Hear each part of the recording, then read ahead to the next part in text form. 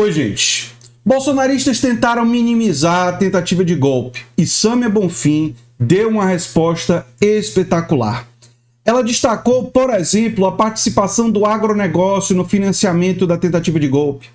Ela fez uma fala que merece ser compartilhada. Eu vou mostrar a fala dela aqui para vocês depois da fala dos bolsonaristas tentando minimizar e espero que vocês compartilhem para que mais e mais pessoas tenham noção dessa importante liderança da esquerda que já vem surgindo há algum tempo, mas que se solidifica nesse momento. Parabéns a Sâmia Bonfim pela fala dela. Eu vou reagir com vocês e nós vamos comentar. Vamos lá.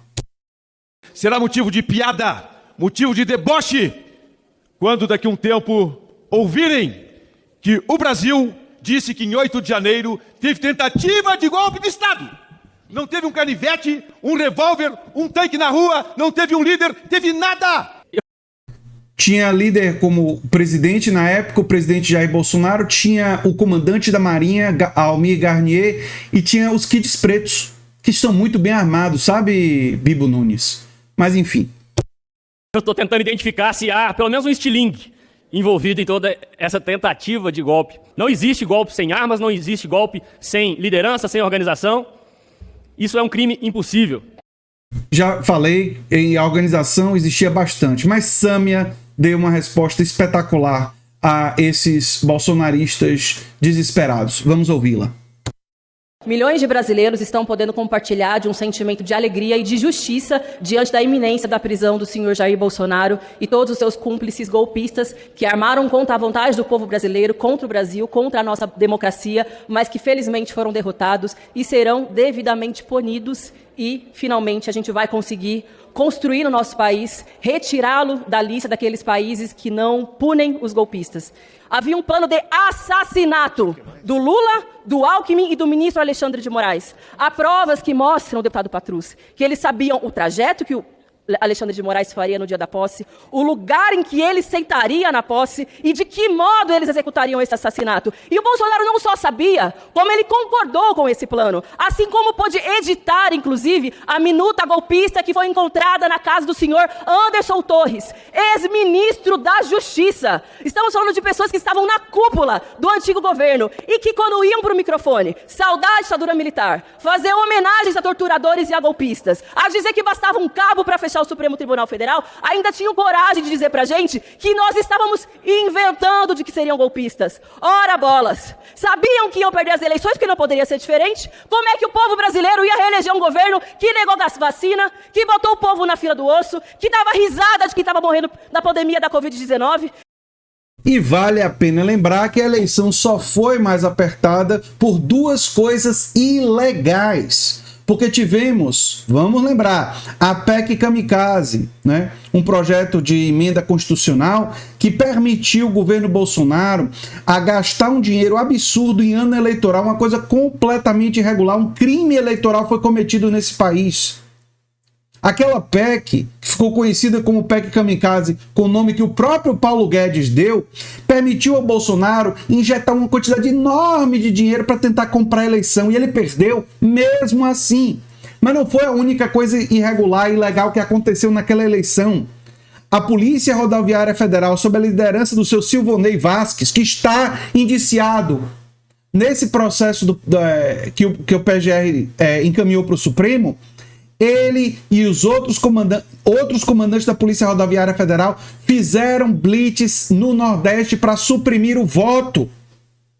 Se não tivesse a atuação da Polícia Rodoviária Federal e a PEC Kamikaze, a vitória de Lula teria sido muito maior do que foi.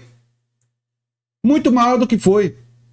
Porque foram duas coisas ilegais que pesaram a favor de Bolsonaro naquela eleição. A supressão de voto no Nordeste e uma injeção absurda de dinheiro no ano eleitoral. Não devemos nos esquecer disso. Fora outras coisas que ainda precisam ser investigadas, como a quantidade de dinheiro que veio do agronegócio e de outros lugares que não, existem indícios de que foi dinheiro de forma irregular de campanha. Mas, enfim, isso é uma coisa ainda a ser investigada. que fez uma série de atrocidades contra o nosso próprio povo, que organizou o esquema do orçamento secreto, sabiam que não iam poder se reeleger e tentaram orquestrar um golpe. E é risível. É risível vir aqui, deputado, dizer, ora, como é que ia ter golpe se não tinha uma arma e não ia ter um estilingue? Meus senhores, não era estilingue que tinha, não. Era o comandante da Marinha. Era o general Garner que estava à frente, não era um estilingue. Tinha 2 generais, inclusive, do Exército, Braga Neto e Augusto Heleno. Tinha os kids pretos. Aí vai dizer que não tinha arma. Vocês estão aqui pedindo anistia? Sinto muito. Não é pela suposta senhora, que sei lá quantos filhos e família tem que estava aqui no dia 8 de janeiro. Vocês querem anistia, que é para salvar a pele do comandante de vocês, do principal golpista, que é o Jair Bolsonaro, que é o Braga Neto. Nas últimas semanas, inclusive, estavam tentando modificar a lei da ficha limpa para ver se conseguiam reverter a inelegibilidade. Essa tática eu tenho certeza que vocês vão rever a partir de agora, porque isso ficou muito pequeno, porque além de inelegível, que é óbvio, porque além disso atentou contra as urnas eletrônicas e está condenado pelo TSE por conta disso, agora a principal preocupação de vocês é qual? Que mais cedo ou mais tarde ele vai ser preso, porque qual é a dúvida de que o STF, a partir das provas que tem, vai condenar o Bolsonaro? Claro, são resilientes. Vão tentar fazer o quê? O que estão fazendo? Convocar a manifestação, organizar a tropa para dizer que é mentira, construir narrativa e aí com a máquina de fake news, sem que as redes sejam regulamentadas, por isso viram um terreno fértil para esse monte de bobagem. Fazer a tropa bolsonarista mais fanática, repetir o discurso para ver se convencem alguém. Só que assim, esses argumentos podem até convencer os bolsonaristas mais fanáticos, mas eu duvido que convença o senhor Alexandre de Moraes. Podem tentar, façam o que vocês quiserem. E claro, a justiça não cai do céu à toa. Mas tem aqui aqueles que vão lutar até o fim para que haja sim a prisão do Bolsonaro, para que não haja nenhum tipo de anistia e para que não tentem, através dessas maracutaias de vocês, tentar puxar o tapetão daquele que precisa ser a responsabilização exemplar. Seja de militar, seja de empresário. E aqui eu queria destacar um papel que foi fundamental nesse processo, que foi de alguns principais setores do agronegócio brasileiro. Está aqui, na delação do Mauro Cid. Tem provas disso. Sabe quem é que estava financiando a possibilidade de assassinato do presidente da República, do vice, do Alexandre de Moraes? Vocês sabem quem é que estava financiando os acampamentos golpistas nos QGs, nas portas dos quartéis, que depois desaguaram aqui no 8 de janeiro, no quebra-quebra de Brasília? O agronegócio. E aí sabe do que eu me lembrei? Durante a CPI do MST, que estavam ali dizendo que era o quê? Ai, que é baderneiro, que o movimento social, que isso, que o movimento social, aquilo. Nós utilizamos aquele espaço para dizer, são vocês. É o agronegócio que é o agrogolpista e que é responsável pela destruição do país e agora está comprovado na denúncia que a PGR encaminhou ao Supremo. Muito importante que esses também sejam punidos. Afinal de contas, quem é que descarregou dinheiro para essa turma? Quem é que financiou todo esse esquema no Brasil? O grande capital golpista tem que ser responsabilizado, sim. E estou cunhando essa expressão, grande capital golpista. Ou seja, aqueles que fazem parte do grande capital, que tem muito dinheiro e que apoiaram o golpismo neofascista brasileiro. Eles têm que ser responsabilizados. Fica um recado para eles também, porque é evidente que era com esse dinheiro que eles conseguiam contratar ônibus e botar essa tropa na rua para as manifestações. Vão ousar fazer isso de novo agora para essas manifestações que vocês estão tentando construir, sei lá que dia, para pedir anistia? Paguem para ver. Até porque agora no Brasil tem até general de 4 estrelas, algo que nunca havia acontecido, que está preso preventivamente, justamente porque estava tentando atrapalhar as investigações à medida que tentou interferir na delação do senhor Mauro Cid. Ela está se referindo ao Braga Neto, preso por obstrução de justiça. Todos esses elementos são fundamentais para que a gente possa elucidar a sociedade brasileira de que atentar contra a democracia não é grave, porque nós estamos aqui defendendo um valor abstrato que talvez para a maioria do nosso povo nem faz tanto sentido no cotidiano.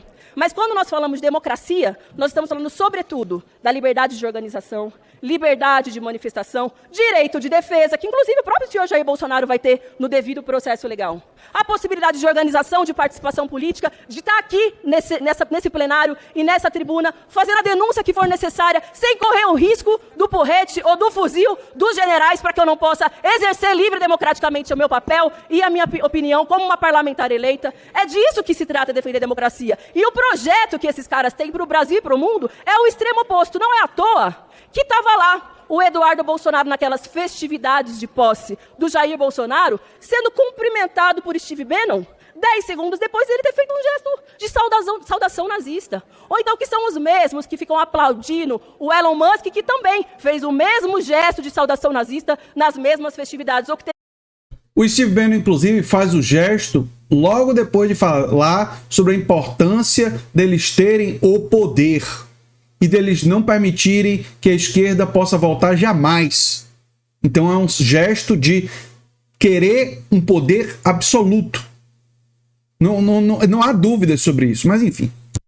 Esteve lá, junto à FDA da Alemanha, também saudando os nazistas que, infelizmente, ainda se reorganizam, se organizam no Brasil e no mundo. Nós estamos falando de um projeto violento, totalitário, xenofóbico, que odeia mulheres, odeia a população negra, a população LGBTQIA+, e que, portanto, no último período, nos anos em que estiveram no governo, nos escolheram como alvo e que nunca mentiram que tentavam se reeleger, não conseguiram, para perpetuar e tentar legitimar aquilo que não conseguiram ao longo do governo, ou depois dar um golpe. O que será que eles iam fazer depois que desse o golpe? Qual é a dúvida?